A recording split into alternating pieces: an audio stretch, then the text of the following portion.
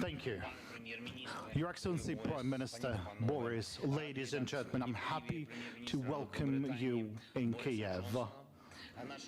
Our most sincere friend, a friend to Ukraine, the leader of United Kingdom and the ally to our country. I'm very grateful, Boris, for this visit. It's very important at this very difficult and turbulent times for our country. In the same time, you came here, and we are especially grateful for this to happen. This is a true reflection of the decisive and significant support to Ukraine from United Kingdom, and we always are grateful for that. We shall always remember that. Just recently, we had a meeting in Kyiv, and you've recalled this. We draw some conclusions on our joint work in the frames of a strategic dialogue. We were planning future projects. We were wandering around Kyiv, and today you can see in your own eyes how our country looks like. You know how our villages, how our settlements look like because of Russian aggression. There could be only one conclusion.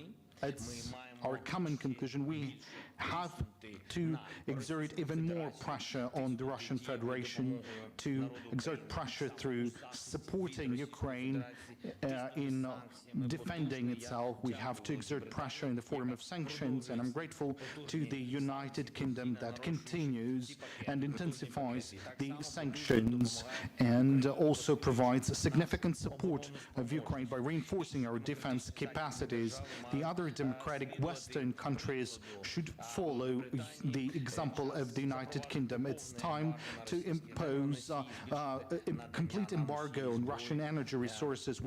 They should increase the amount of weapons being supplied. The people of Ukraine value the support of United Kingdom on our path to peace, and we were absolutely united with the Prime Minister in terms of the need to reinforce the anti-war coalition. I have informed Boris Johnson on the negotiation process about our clear position. The peaceful negotiations and agreements should provide for a mechanism of effective security guarantees for our country. This is something we've also talked. We count on London to play a key role in this and for reaching peace in Ukraine. That would be our joint future victory. Today we've discussed some major areas that we need to focus on. We've identified the key objectives. We've coordinated our further work. We have consolidated the maximum support to our country for the reinforcement of the defense capacities of our forces in supporting our citizens both in Ukraine and outside of Ukraine, in reconstructing Ukraine. This is also something we've talked upon with the Prime Minister. We shall be reconstructing, rebuilding our cities and regions. Once again, I would like to express words of gratitude for the support, for your leadership, for assistance in the weapons, and for your direct and very clear and specific position of your wonderful and powerful country. And thank you for this visit at this very difficult time for our country. You did this. Thank you to you and to your team. Kingdom of Great Britain, Northern Ireland. Thank you very much, Volodymyr. Dziękuję. Thank you very much for having me here today at this incredibly difficult time for you and for your wonderful country. I want to begin, Volodymyr, by saluting once again the bravery of the people of Ukraine in defying the appalling aggression that we have seen. In the last few weeks, the world has found new heroes, and those heroes are the people of Ukraine. When I was here just a few weeks ago, and we were in another room, I think in your palace, the defense intelligence that we had suggested that the Russians believed that Ukraine could be engulfed in a matter of days, and that Kiev would fall in hours to their armies, and how wrong they were. And I think that the Ukrainians have shown the courage of a lion, but you, Volodymyr, have given the roar of that lion. And I thank you for what you've been able to do. I think your leadership has been extraordinary. And I think in what Putin has done in places like Bucha and in Irpin, his war crimes have permanently polluted his reputation and the reputation of his government. And it's clear, we discuss this at length, it's clear that what he is doing now, he has suffered a reverse, but his retreat is tactical.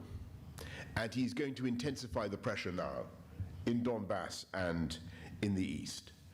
And so that's why it's so vital, as you rightly say, Volodymyr, that we, your friends, continue to offer whatever support that we can. And together with our partners, we are going to ratchet up the economic pressure, and we will continue to intensify week by week the sanctions on Russia. Not just freezing assets in banks and sanctioning oligarchs, but moving away from use of Russian hydrocarbons.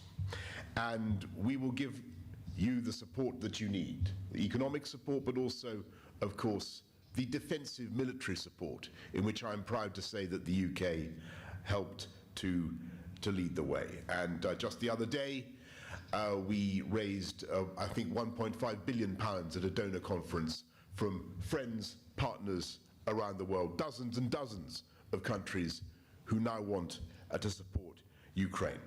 We want to liberalize trade with Ukraine as we go forward to help your economic circumstances, barley and other commodities. There are things we should be doing. We want to help you with demining your country, getting rid of the savage traps that the Russian armies have left behind. And to come to your central point, Volodymyr, I think we are evolving a vision now for the future. Heraclitus, I think, said war is the father of all things. I mean, that was an exaggeration. War isn't the father of everything. But what this war is certainly producing is a clarity about the vision of a future for Ukraine, where together with friends and partners, we, the UK and others, supply the equipment, the technology, the know-how, the intelligence, so that Ukraine will never be invaded again, so that Ukraine is so fortified and so protected that Ukraine can never be bullied again, never be blackmailed again, never be threatened in the same way again. In the meantime, there is a huge amount to do to make sure that Ukraine is successful, that Ukraine wins, and that Putin must fail. Over the last few hours, I've been able to see quite a lot of your beautiful country, and it's an amazing country. I've also seen the tragic effects of the war, an inexcusable war, an absolutely inexcusable and unnecessary war. But having been here in Kyiv just for a few hours, I have absolutely no doubt, Volodymyr, listening to you, listening to your team, your redoubtable team, I have no doubt at all that an independent, sovereign Ukraine will rise again, thanks above all to the heroism, the courage of the people of Ukraine. Thank you very much, and Slava Ukraini. Thank you. Героям слава. Дякую. Thank you.